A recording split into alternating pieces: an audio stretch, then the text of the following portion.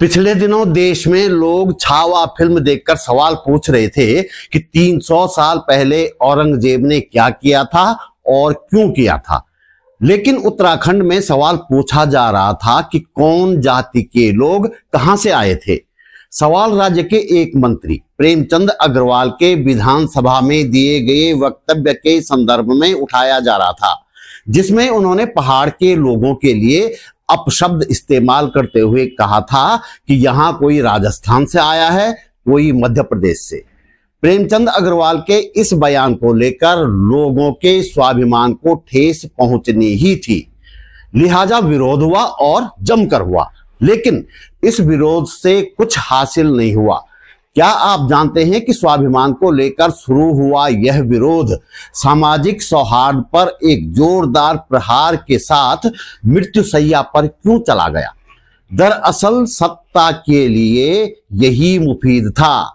इस वीडियो में हम इस स्वाभिमान आंदोलन के कुछ पहलुओं पर विचार करेंगे और उन चेहरों को बेनकाब करने का प्रयास करेंगे जिन्होंने इस आंदोलन को मृत्युशैया तक पहुंचाने में महत्वपूर्ण भूमिका निभाई।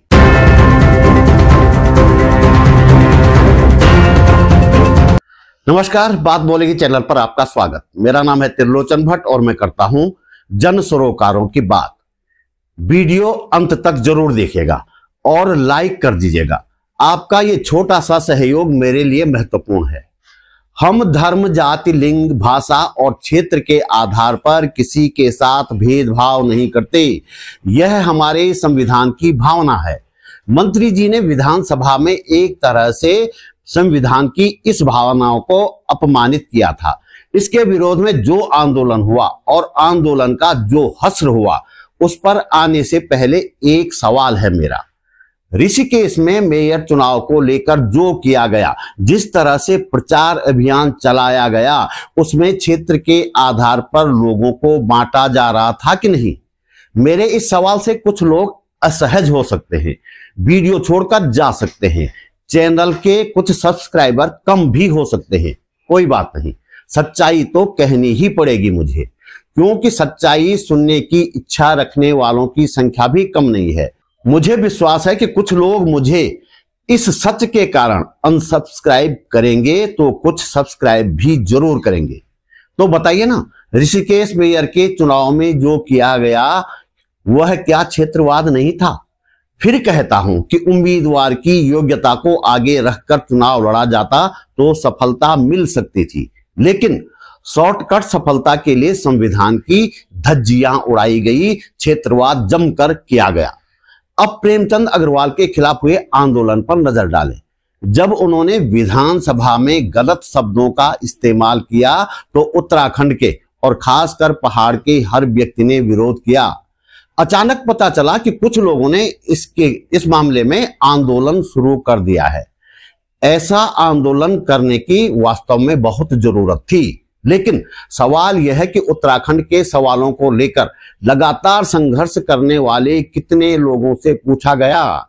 राजनीति में जल्द से जल्द सफलता पाने के लिए आंदोलनकारी बने कुछ लोगों ने आंदोलन शुरू किया, गलत लोगों को मंच दिया तो आंदोलन को बेनतीजा खत्म होना ही था। संदर्भवश भू कानून आंदोलन का उदाहरण देखिए। ये आंदोलन उत्तराखंड के सवालों को ईमानदारी से उठाने वाले और सड़कों पर संघर्ष करने वाले लोगों ने 2021 में ही शुरू कर दिया था। कई जगहों पर धरना प्रदर्शन किए गए। प्रमुख मांग थी 2018 में त्रिवेंद्र सिंह रावत सरकार द्वारा भू कानून में पहाड़ों की असीमित भूमि खरीदने की छूट दिए जाने का प्रावधान वापस लेना। ये स्क्रीनशॉट देखिए। एक व्हाट्सएप ग्रुप है, नशा विरोधी एवं वर्तमान भू कानून विरोधी संयुक्त संघर्ष मोर्चा। नशा विरोधी इसमें हाल में जोड़ा गया है। पिछले 3 सालों से यह भू कानून विरोधी संयुक्त संघर्ष मोर्चा का व्हाट्सएप ग्रुप था, पर अचानक कुछ लोग आते हैं, भू कानून को मैदानी पहाड़ी का रंग देते हैं और सड़कों पर उतर जाते हैं। इन लोगों को समर्थन किसका मिला? सत्ता के लोगों का। खूब भीड़ उमड़ने लगी। भू कानून के असली आंदोलनकारी गायब हो गए। और तो और 2018 में इस कानून का विधानसभा और विधानसभा से बाहर विरोध करने वाले तत्कालीन विधायक मनोज राउत को भी इन नए शॉर्टकट आंदोलनकारियों ने नहीं पूछा। भू कानून के कुछ जानकारों से ये मिले तो जरूर, लेकिन उनकी कही एक भी बात इस आंदोलन में सामने नहीं रखी गई। पता है क्यों? क्योंकि जानकारों ने जो इन्हें बताया था उसमें कारपोरेट और धन्ना सेठों से पहाड़ों को बचाने का मंसूबा था। हिंदू मुसलमान और मैदान पहाड़ का भेद नहीं था। सत्ता समर्थकों की बहुलता वाले इस आंदोलन के नेताओं को इसमें मजा नहीं आया। अब आप सोच रहे होंगे कि सत्ता अपने खिलाफ हो रहे किसी आंदोलन में अपने समर्थकों को क्यों भेजेगी? इसलिए भेजेगी ताकि जिस दिन सरकार कोई लूला लंगड़ा बदलाव कानून में करेगी उस दिन वाह वाह करके आंदोलन समाप्त किया जा सके। भू कानून में 2018 का संशोधन हटाए बिना जो बदलाव अभी हाल में किया गया है वो लूला लंगड़ा ही है। इस कानून की असलियत क्या है? सीपीआई माले के नेता इंद्रेश मैखुरी ने इस चैनल पर विस्तार से बताया है। संभव हो तो देखिएगा। भू कानून आंदोलन अब कितना जीवित है यह तभी पता चलेगा जब भविष्य में भू कानून के नाम पर फिर से कोई रैली होगी। गालीबाज प्रेमचंद अग्रवाल के खिलाफ हुए आंदोलन में भी यही हुआ। शॉर्टकट आंदोलनकारियों ने आंदोलन की समझ रखने वाले लोगों को पूछे बिना ही ये आंदोलन शुरू कर दिया। अचानक एक बार फिर सत्ता समर्थकों का इन्हें भरपूर सहयोग मिला और अचानक इस आंदोलन में एक विदूषक ने एंट्री मार दी। विदूषक को दूध पिलवाने का उपक्रम हुआ। उसे रातों रात हीरो बना दिया गया। उसे आंदोलन के मंच पर ससम्मान भाषण देने के लिए बुलाया गया। उसका सत्ता पक्ष को लाभ यह हुआ कि उनके नेता ने आंदोलनकारियों को सड़क छाप बता दिया। दरअसल इसी लाभ के लिए उस विदूषक को भेजा गया था, ये मेरा दृढ़ विश्वास है। आगे बढ़ने से पहले आपसे एक गुजारिश है। आप महसूस करते हैं कि इस वीडियो को बनाने में मैंने थोड़ी बहुत मेहनत की है और आपको इससे कुछ काम की जानकारी मिली है तो वीडियो को लाइक करें, कमेंट करें, साथ में शेयर भी करें। हमारे पास इनकम का कोई जरिया नहीं है, इसलिए यदि आप समर्थ हैं और चाहते हैं कि ये चैनल आगे भी चलता रहे तो अपने जेब खर्च में से एक छोटी सी, बहुत छोटी सी राशि निकालकर आर्थिक सहयोग अवश्य करें। आप YouTube पर वीडियो के नीचे ज्वाइन बटन पर जाकर या सुपर थैंक्स पर जाकर मेरा सहयोग कर सकते हैं। डिस्क्रिप्शन में मैंने बैंक डिटेल भी दे दी है। इसी बीच एक खेल और हुआ।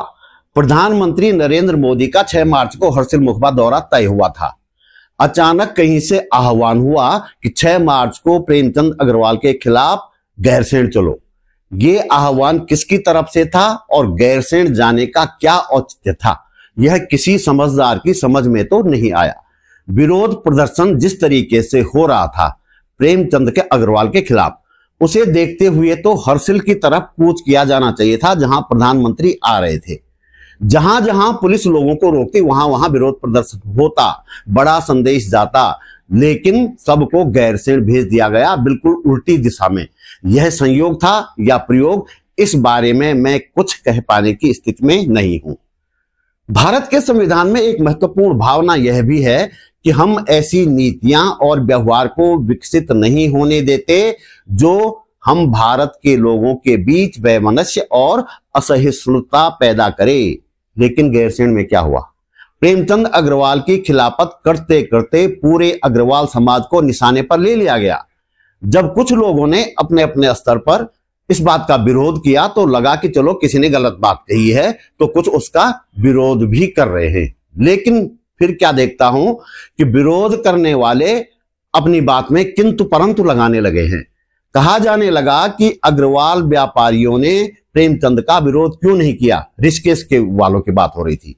भाई लोगों सुनो, पूरे अग्रवाल समाज का बहिष्कार करने का यही आधार है तो मैं पूछता हूं कि जब पुरोला में लव जिहाद की झूठी कहानी गढ़ी जा रही थी तो कितने लोग इसका विरोध करने आए थे?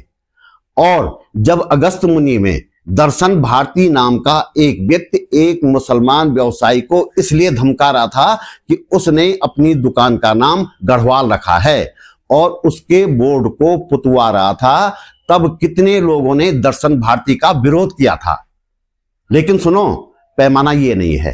ये पैमाना आप अपनी सुविधा के हिसाब से चुन रहे हैं। अब दूसरी तरफ वाले भी किसी से पीछे क्यों रहे? उन्होंने ऐलान कर दिया कि ऋषिकेश में टिहरी पौड़ी से लोग आ रहे हैं, उनके खिलाफ कार्रवाई की जानी चाहिए। अरे भाई, पूरे ऋषिकेश की रजिस्ट्री आपके नाम हो चुकी है क्या? प्रेमचंद अग्रवाल के विरोध में पूरे अग्रवाल समाज का बहिष्कार करने की बात करने वाले दरअसल प्रेमचंद अग्रवाल से अलग नहीं हैं, और टिहरी पौड़ी वालों का विरोध करने वाले अग्रवाल समाज का विरोध करने वालों से अलग बिल्कुल नहीं है। ये सब एक ही थाली के चट्टे बट्टे, ये समझ लीजिए। और यह इसलिए हो रहा है कि सभी शॉर्टकट राजनीति के हिमायती हैं। जल्दी से जल्दी सबको चुनाव जीतकर नेता बनना है। नेता बनने की यह महत्वाकांक्षा बुरी नहीं है, लेकिन आप वैमनस्य फैलाकर नेता बनने की फिराक में हो तो मेरे जैसे तमाम लोग आपका हर स्तर पर विरोध करेंगे। आपके समर्थकों की ओर से की जाने वाली गालियों के बौछार के बावजूद आपका विरोध करेंगे। हम आपको सुझाव देना चाहते हैं कि पहले आप भारत के संविधान को पढ़िए, संविधान की आत्मा को आत्मसात कीजिए, संविधान के मूल्यों को और संविधान की भावनाओं को अपने भीतर उतारिए, तब जाकर नेता बनने की लाइन में खड़े होइए। तो दोस्तों, इस वीडियो में इतना ही। मेरी बातों से सहमत हैं तो मेरा चैनल सब्सक्राइब करें, फेसबुक पेज फॉलो करें, बातबोलेगी.com भी जरूर देखें। जल्दी मिलते हैं एक और मुद्दे के साथ, एक और वीडियो में। नमस्कार।